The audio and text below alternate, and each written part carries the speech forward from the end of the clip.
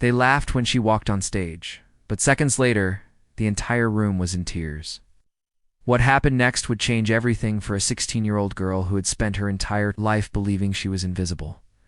Asterisk, this is the story of Sarah Mitchell. It's a story that proves sometimes the most broken voices carry the most beautiful songs. Asterisk, Sarah Mitchell had mastered the art of disappearing. At Jefferson High School in Riverside, California, she had perfected the ability to slip through hallways like smoke, to sit in the back corner of every classroom where teachers' eyes rarely wandered, and to eat lunch in the music room where the only witnesses to her solitude were dusty piano keys and forgotten sheet music. Asterisk, at 16. Sarah carried herself like someone much older, her shoulders permanently curved inward, as if she were trying to shield herself from an invisible storm that never seemed to pass. Her auburn hair hung like a curtain across her face, creating a barrier between her and a world that had never shown her much kindness. Behind those strands, though, were eyes that held depths most people never bothered to explore, eyes that had seen too much rejection, absorbed too much cruelty, but somehow still flickered with something that refused to be extinguished completely. Asterisk, the bullying had started in middle school. As these things often do, with something as trivial as a mispronounced word during a presentation, Sarah had stumbled over particularly, and somehow that single moment of vulnerability had marked her as different, as other, as fair game. What began as snickers behind hands had evolved into something more systematic, more cruel. By high school, it had become a daily ritual she endured like weather, predictable, inescapable, and utterly beyond her control. Asterisk, Ashley Parker ruled the social hierarchy at Jefferson, high with the kind of casual cruelty that comes naturally to those who have never known what it feels like to be powerless. Blonde, beautiful, and blessed with the kind of confidence that money and privilege can buy. Ashley had identified Sarah as her primary target early in freshman year. It wasn't enough for Ashley to simply ignore Sarah. She needed to actively diminish her, as if Sarah's very existence somehow threatened the natural order of things. Asterisk, the attacks were varied and creative. Sometimes it was a accidentally spilled drink on Sarah's homework. Sometimes it was whispered comments just loud enough for Sarah to hear as she passed in the hallway. "There goes the ghost girl," Ashley would say to her followers, who would laugh on cue. "I heard she talks to herself because no one else will listen." The worst part wasn't even the words themselves. It was the way other students would look away, pretending not to notice, complicit in their silence. Asterisk, Sarah's mother, Rebecca Mitchell, worked double shifts at the local diner to keep their small apartment above the bookstore. She left before Sarah woke up and returned long after Sarah had retreated to her room, exhausted and smelling of coffee and other people's conversations. Rebecca loved her daughter fiercely, but love doesn't pay bills or provide the kind of attention a struggling teenager needs. Sarah had learned early that her problems were her own to solve, her burdens her own to carry. Asterisk, in the absence of human connection, Sarah had found something else, something that lived in the space between silence and sound. She had discovered that when the world became too loud, too harsh, too impossible to bear, she could open her mouth and let something pure and honest escape. Not words. Words had only ever gotten her into trouble, but something deeper. Something that seemed to come from a place she didn't even know she possessed. Asterisk, it had started accidentally. One afternoon, alone in the music room during lunch, Sarah had been mindlessly humming along to a melody that had been stuck in her head for days. The sound had surprised her, rich, full, completely different from her speaking voice, which was barely above a whisper most days. She had looked around quickly, making sure no one had heard. But the room was empty except for the afternoon. Sunlight streaming through dusty windows. Asterisk, that afternoon had led to others. Sarah began spending more and more time in the music room, initially just humming, then quietly singing along to songs she played on the old piano. Mrs. Henderson, music teacher, had given her unofficial permission to use the room during lunch, perhaps sensing that Sarah needed sanctuary more than she needed supervision. Sarah was careful to keep her voice low, terrified that someone might overhear and turn even this private joy into another source of mockery. Asterisk, but voices, especially voices like Sarah's, have a way of demanding to be heard. Asterisk, the morning that would change everything started like any other. Sarah had perfected her routine. Arrive at school just as the first bell rang to minimize hallway time. Move quickly between classes with her eyes down. Find refuge in the music room during lunch. And count down the minutes until she could escape. Back to the safety of invisibility. Asterisk. But that Thursday in March, something was different. Ashley Parker was having what she would later describe to her friends as the worst day ever. Her boyfriend had broken up with her via text message. Her college application to her dream school had been rejected, and her father had threatened to take away her car if her grades didn't improve. Ashley was hurting, and hurt people often look for someone to hurt in return. Asterisk, Sarah was coming out of the bathroom when Ashley spotted her, flanked by her usual crew of enablers. There was something in Ashley's eyes that Sarah recognized immediately, a dangerous combination of rage and opportunity. Sarah tried to change direction, but it was too late. Ashley had locked onto her target. Asterisk, well, Ashley said, her voice carrying the kind of artificial sweetness that always preceded cruelty. If it isn't Sarah the silent, tell me, Sarah, do you ever actually speak, or do you just absorb sound like some kind of human sponge? Asterisk, Sarah kept walking, her head down, hoping that silence might diffuse the situation. But Ashley was in no mood to be ignored. She stepped directly into Sarah's path, forcing her to stop. Asterisk, I'm talking to you, Ashley said, her voice getting louder, attracting the attention of other students in the hallway. Or are you too good to talk to the rest of us normal people? Asterisk, Sarah looked up for just a moment, and Ashley caught the flash of something in her eyes. Not just fear, but exhaustion, the kind of bone-deep weariness that comes from carrying too much for too long. Asterisk, she's probably planning some weird revenge fantasy, Ashley announced to the growing crowd. Quiet girls are always the crazy ones. Bet she goes home and writes angry songs about all of us. Asterisk, the word songs hit Sarah like a physical blow. Somehow, Ashley had stumbled onto the one thing Sarah thought was safely hidden, the one part of herself she had managed to keep pure and untouched by the cruelty of her daily existence. Asterisk, what's wrong, Sarah? Ashley pressed, sensing she had struck something vital. Did I hit too close to home? Do you actually think you can sing? Asterisk. The hallway had gone quiet except for the sound of Sarah's breathing and the electric hum of fluorescent lights. 23. Students had formed a loose circle around the confrontation, some filming with their phones, others just watching with the kind of fascination people have for car accidents. Asterisk, sing for us, Sarah, Ashley said, her voice now carrying the full weight of her authority. If you're such a secret musician, let's hear what you've got.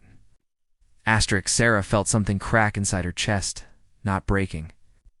Exactly, but shifting, like ice beginning to give way under pressure. She looked around at the faces surrounding her, saw the mixture of curiosity and cruelty in their eyes, and realized that in that moment she had two choices.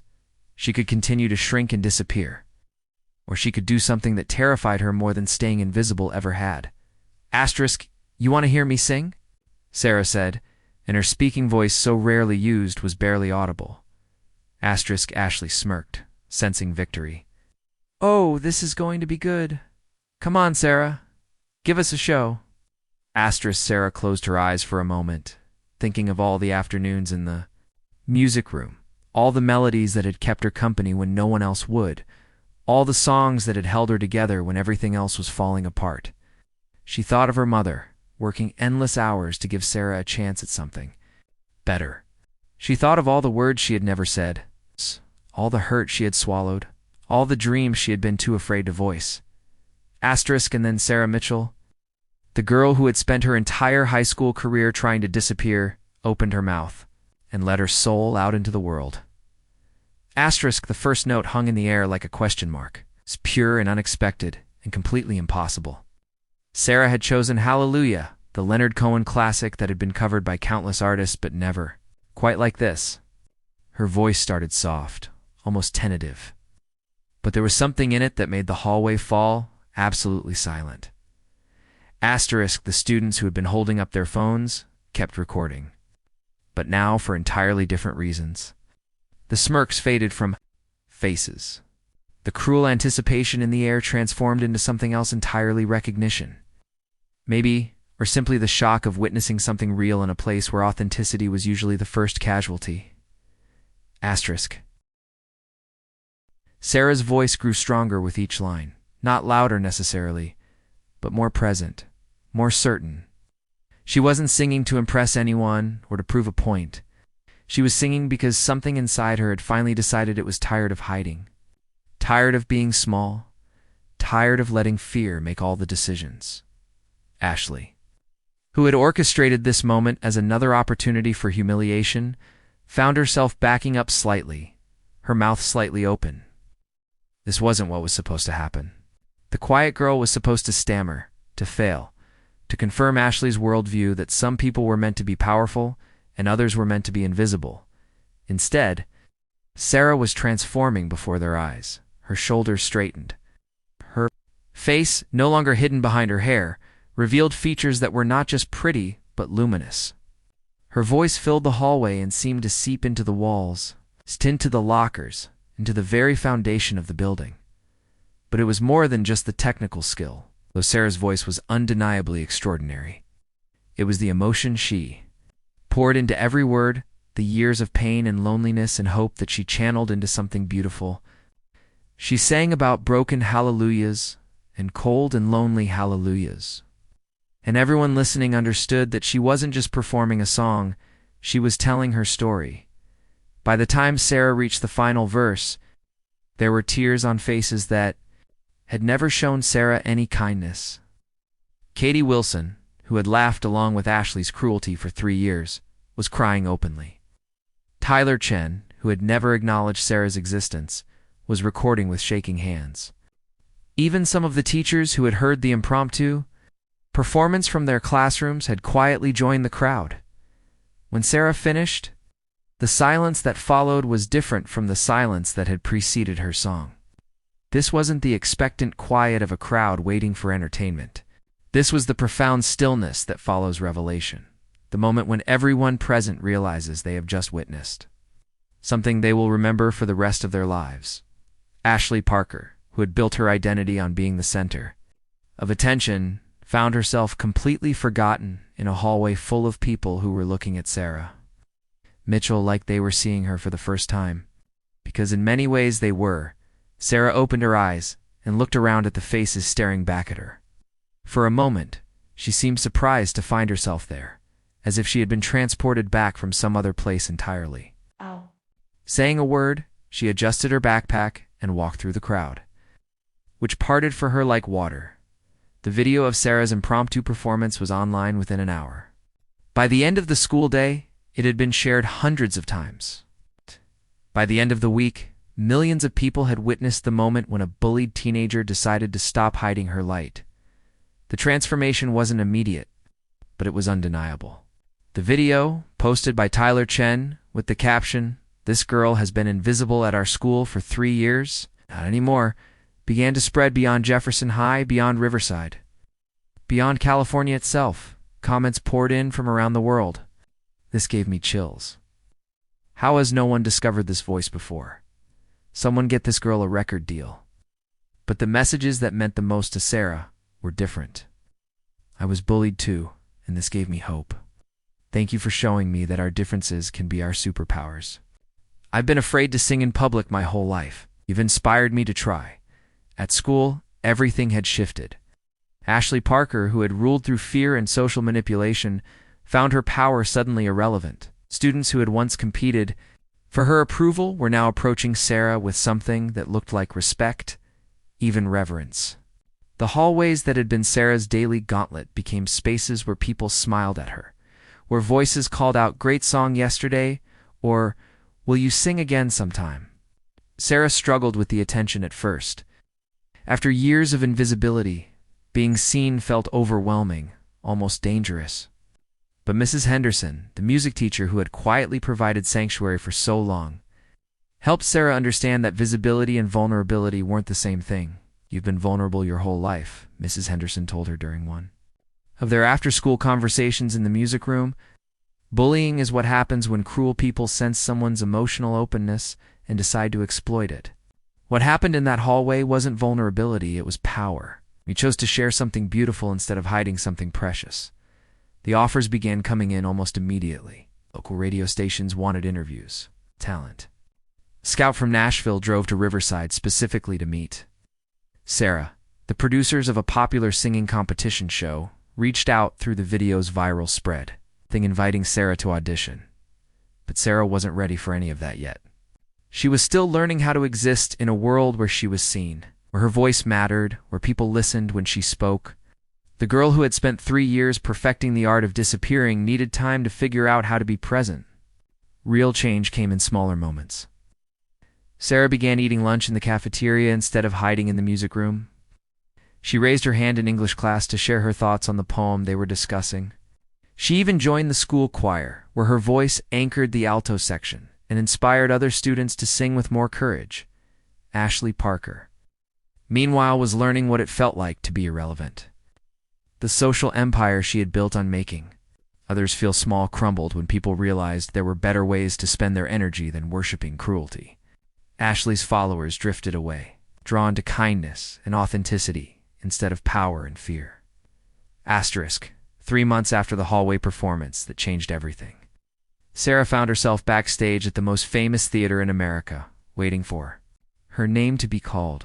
The producers of America's Voice, the nation's premier talent competition, had personally invited her to audition after the video of her school performance reached 10 million views. Asterisk. Sarah's mother sat in the audience, having taken her first day off work in over a year to watch her daughter step into the spotlight. Rebecca had always known Sarah was special, but she had never imagined that the quiet girl who hummed while doing homework would one day stand on a stage watched by millions of people. Asterisk. The theater was massive, filled with thousands of audience members and lit by spotlights that seemed to generate their own gravity. Sarah had performed for crowds before. The school had organized several concerts after her hallway performance went viral, but nothing had prepared her for this scale. This intensity of attention. Asterisk. As Sarah walked onto the stage, she could hear whispers rippling through the audience. "That's the bullied girl from the video. She's even younger than I thought. Think she can handle a stage this big." Asterisk. The 4 judges sat behind their imposing desk, like modern-day oracles. David Stone, a Grammy-winning producer with silver hair and kind eyes. Jennifer Martinez, a pop superstar known for discovering new talent. Robert Clark, a country music legend whose career spanned for decades. And finally, Michelle Taylor, the British judge whose golden buzzer had launched dozens of careers. Asterisk. "So you're Sarah Mitchell," David Stone said, his voice carrying easily across the enormous space. "Tell us a little about yourself." Asterisk. Sarah stepped closer to the microphone, and for a moment, the old instinct to shrink and disappear kicked in. But then she remembered the feeling of standing in that hallway 3 months ago, the moment when she chose courage over comfort, authenticity over invisibility. Asterisk. "I'm 16 years old. I'm from Riverside, California, and until 3 months ago, I thought I was invisible," Sarah said, her voice steady and clear. "Spent most of my life believing that being quiet meant being weak, that being different meant being wrong. I learned that sometimes the things that make us different are actually the things that make us extraordinary." Asterisk. Jennifer Martinez leaned forward. "We've all seen the video of your school performance. It's been viewed over 15 million times now. How did that moment change your life?" Asterisk. Sarah thought for a moment. "It taught me that hiding doesn't protect you from pain. It just keeps you from joy. I was so afraid of being rejected that I almost missed the chance to be accepted for who I really am." Asterisk. "What song will you be performing for us today?" Robert Clark asked. Asterisk. "I'm going to sing Rise Up by Andra Day," Sarah said. "It's a song about finding strength when you feel broken. About discovering that sometimes falling down is just the first step to flying." Asterisk. Michelle Taylor, the British judge known for her tough critiques and even tougher standards, nodded approvingly. "We're ready when you are." Asterisk. The music began, soft piano notes that seemed to float in the vast space of the theater. Sarah closed her eyes for just a moment, not to hide this time, but to center herself, to connect with that place inside her where music lived. Asterisk. When she opened her eyes and began to sing, something magical happened.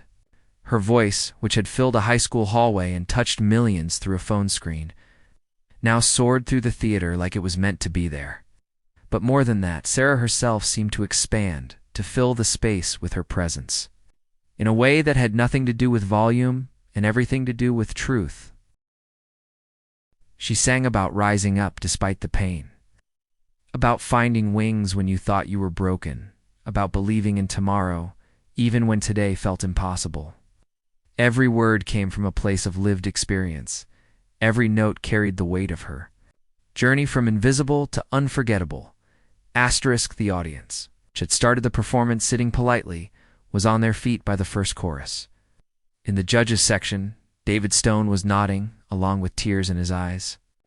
Jennifer Martinez was recording on her phone, her own successful career temporarily forgotten in the face of witnessing something truly special. Robert Clark, who had discovered some of the biggest names in country music, was shaking his head in amazement. And Michelle Taylor, the judge known for her impossible standards and sparing use of praise, was reaching for something under her desk. When Sarah reached the bridge of the song, her voice broke slightly, not from technique failure, but from the sheer emotion of the moment. She was singing about rising up, and she was rising as she sang, becoming more herself with every note, claiming space in the world that she had never dared to occupy before. The final chorus built like a storm, Sarah's voice soaring over the backing track, filling every corner of the massive theater. The audience wasn't just listening anymore. They were part of the experience, swept up in the raw power and authenticity of a girl who had found her voice in the most unlikely of places. When the last note faded into silence, the theater erupted. Thousands of people were on their feet, applauding, cheering, some crying openly. Sarah stood at the microphone, breathing hard, her eyes wide with the realization of what had just happened. David Stone was the first to speak. Sarah, in 30 years of this business, I have rarely witnessed such an authentic, powerful performance. You don't just sing songs, you tell stories with your soul. Jennifer Martinez wiped tears from her eyes before speaking. I've been Where you are, on stages like this, hoping someone would see something special in me. But honey, what you have isn't just special, it's once in a generation.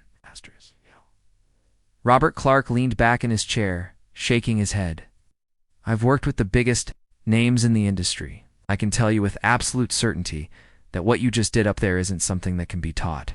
That's pure raw talent combined with real-life experience. That's magic.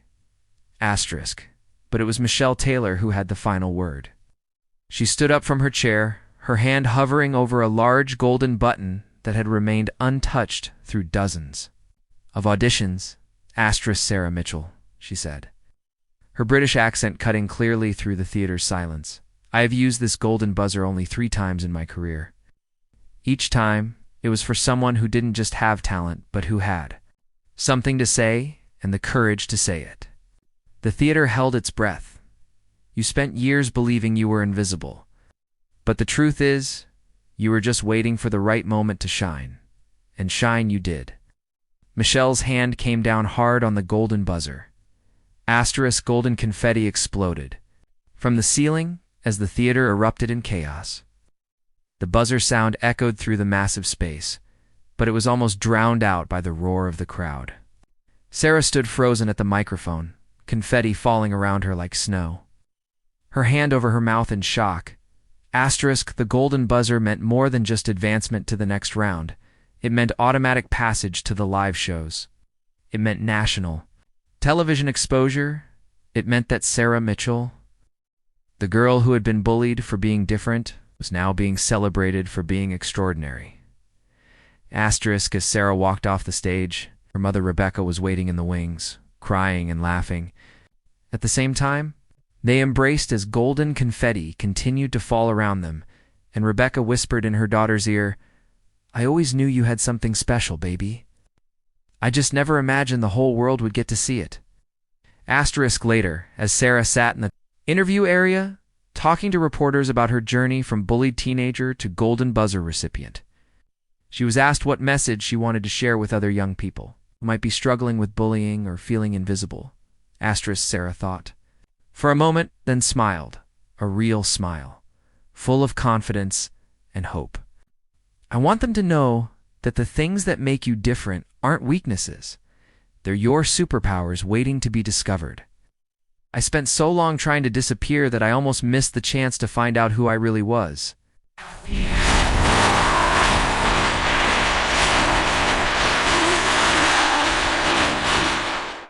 Don't let anyone else's opinion of you become your opinion of yourself. And remember that sometimes the most beautiful voices come from the most broken places. The video of Sarah's golden buzzer performance broke internet records within hours of airing.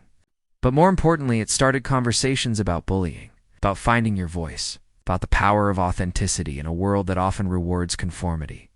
Ashley Parker, watching from her bedroom in Riverside, found herself crying as she witnessed what her former victim had become. For the first time in her life, Ashley began to understand the difference between power and strength, between being feared and being respected. Back at Jefferson High. The hallway where everything had changed was now known as Sarah's Hall. Students passed through it differently now, some humming, some singing quietly to themselves, all of them carrying a little bit of Sarah's courage with them. Mrs. Henderson hung a photo of Sarah's golden buzzer moment in the music room, next to the old piano where it all began. Under the photo, she placed a small plaque that read, "Sometimes the most extraordinary things happen when ordinary people decide to be brave." Sarah Mitchell's story became more than just a tale of talent discovered. It became a testament to the power of authenticity, a reminder that our greatest strengths often lie hidden in the places where we feel most vulnerable. She proved that sometimes the quiet ones have the loudest hearts, that the most beautiful songs are sung by those who have learned to find melody in the midst of pain. The bullied girl who once tried to disappear had not only found her voice, she had used it to sing a song that the whole world needed to hear. And in doing so, she reminded everyone that inside each of us lies something extraordinary, just waiting for the courage to let it shine.